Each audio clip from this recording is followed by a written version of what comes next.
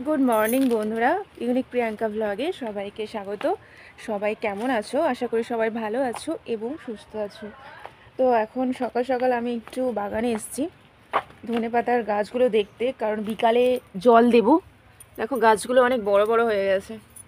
বেশি বড় বড় হয়ে গেলে কি হয় বলো তো, তেতো হয়ে যায়, পাতা চাটনি করা যায় না, বা তরকারিতে দিলেও যেন তেতো তেতো লাগে একটু। আর স্মেলটা কত ভালো, দেখা যায় ফ্রেশ অর্গানিক একদম, এগুলো মানে বিনা সারের একদম। তোমাদের একটা জিনিস দেখা, দেখো কত ছোট একটা পেঁপে গাছে পেঁপে হয়েছে, দেখো কি সুন্দর। আর 3টে পেঁপে, মানে আমরা 3 ভাই বোন।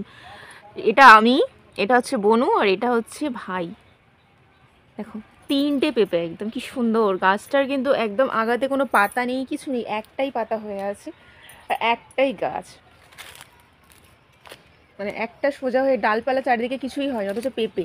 আর একটা তোমাদের দেখায় পেঁপে গাছ, এই দেখো শুধু ফুল হয়েছে। আরেকটা জিনিস তোমাদেরকে দেখাই, এই দেখো কাঁঠাল গাছে দেখো কি সুন্দর কাঁঠাল হয়েছে। আগের বছর কিন্তু হয়নি, এবছর হয়েছে, কাঁঠাল হয়েছে। এবছর সব গাছেই মানে কি বলবো, ফুল ধরেছে।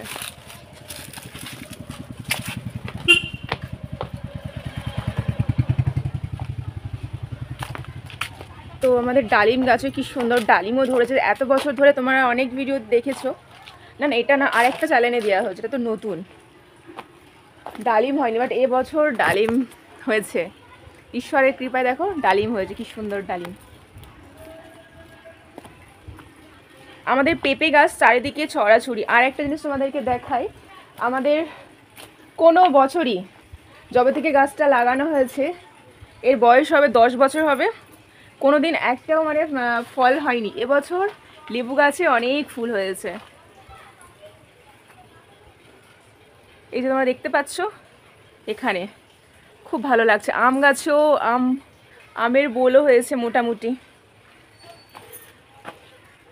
এ দেখো ডালিম ফুল, দেখো কত সুন্দর দেখতে। তো গাইজ চলো এবার আমি রান্না বসাবো। কি রান্না করব না আমি একদমই ভেবে পাচ্ছি না। আর আমার বেডরুমটা দেখো, সবে আমি মানে শুধু বেডরুমটাই পরিষ্কার করেছি, আর বাদবাকি টোটাল পুরো কাজ আমার বাড়িতে পড়ে আছে। একটা কাজে আমি হাত দিইনি এখনো অবধি।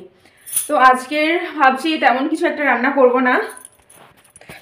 আজকে রান্না বলতে তেতো করবো। লাউটা না 6 কিলো ওজনের একটা লাউ নেওয়া হয়েছে আমাদের পাশের বাড়ি থেকে। তো সেই লাউটার অর্ধেকটা খাওয়া হয়েছে, অর্ধেকটা খাওয়া হয়নি। তো সেই অর্ধেকটাই ভাবছি যে একটু তেতো বানাবো। লাউ তেতো হয় না, দেখলাম ওই বাস্কের উপরে হচ্ছে নিম পাতা শুকনো পড়ে আছে, তো নিম পাতা দিয়ে ওটা তেতো বানাবো আর ভাত করবো। তেতো আমার খুব ভালো লাগে, এছাড়া আমাকে অন্য কিছু তেতো টক এইগুলোই খেতে এখন ভালো লাগছে। আর আর আমার কিছু ভালো লাগে না মুখে খেতে।